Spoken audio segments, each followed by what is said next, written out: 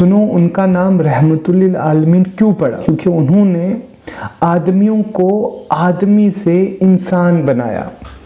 अगर हम literal meaning की बात करें तो आदमी जो है वो उर्दू में मर्द और औरत दोनों के लिए इस्तेमाल किया जाता है। जो आदम की औलाद है उन सब के लिए लफ्ज़ आदमी इस्तेमाल किया जाता है। गलतुल आम हो गया। अब नॉर्म जनरली जब आप सुनते हैं आदमी तो आपको लगता है मर्द है, दरअसल मर्द के लिए नहीं बल्कि मर्द और औरत दोनों के लिए इस्तेमाल किया जाता है।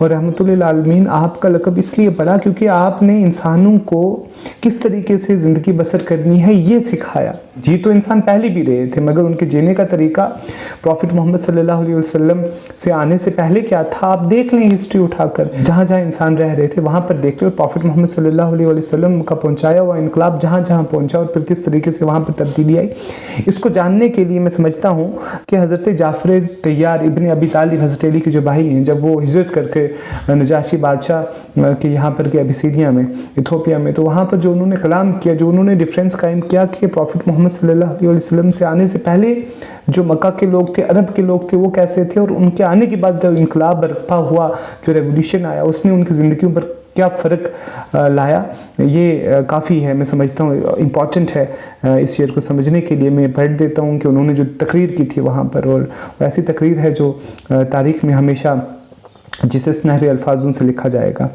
हज़रत जाफ़र तैयार कहते हैं, ऐ बादशाह, हम ऐसी कौम थे जो जहालत के अंधेरे में डूबे हुए थे और हम बुतों की इबादत किया करते थे, मुर्दार का गोश्त खाया करते थे, बदकारियाँ किया करते थे, क़राबतदारों रिश्तेदारों से तल्लुक़ तोड़ देते थे, हमसायों से बदसलूकी करते थे और हम में से ताकतवर कमज़ोर को खा जाता था। हम इसी हालत में थे कि अल्लाह को हम पर रहम आया और अल्लाह ने हम ही में से एक रसूल मबूस फरमाया जिसकी आला नस्बी, सच्चाई, ईमानतदारी और पाक दामनी हमें पहले से मालूम थी। इसने हमें ये दरस दिया कि हम अल्लाह के अलावा किसी की इबादत ना करें, किसी के सामने ना झुकें, और उसने हमें ये समझाया कि अल्लाह के सिवा जिनकी इबादत हमारे बाप दादा किया करते थे हम उन्हें छोड़कर सिर्फ अल्लाह की इबादत करें। इसने हमें सच बोलने, ईमानत अदा करने, क़राबत जोड़ने, पड़ोसियों से अच्छा सलूक करने और हराम कारी और खून रेजी से बाज रहने का हुक्म दिया, और फवाइश यानी कि बदकारी में मुलव्विस होने, झूठ बोलने, यतीमों का माल खाने और पाक दामन औरत पर झूठी तोहमत लगाने से मना किया। इसने हमें यह भी हुक्म दिया कि हम सिर्फ अल्लाह की इबादत करें, इसके साथ किसी को शरीक ना करें। इसने हमें नमाज, रोज़ा और ज़कात का हुक्म दिया और फिर हम इन पर ईमान लिया। इससे आप अंदाज़ा लगा सकते हैं कि prophet Muhammad peace and blessings be upon him ने जो रेवोल्यूशन लाया है ना इंसानियत की तारीख़ में, है ना, in the history of human beings, वो कितना गहरा रेवोल्यूशन था, कितना इंपॉर्टेंट रेवोल्यूशन था। और सच में आप खुद भी अपनी ज़िंदगी पर ज़रा गौर करें। हालांकि हम प्रॉफिट मोहम्मद सल्लल्लाहु अलैहि वसल्लम को उस तरीके से फॉलो नहीं करते जिस तरीके से हक था फॉलो करने का, हम नाम के ही मुसलमान हैं, असल में हमने तो इस्लाम प्रैक्टिस ही नहीं किया, उनकी टीचिंग्स को फॉलो ही नहीं किया।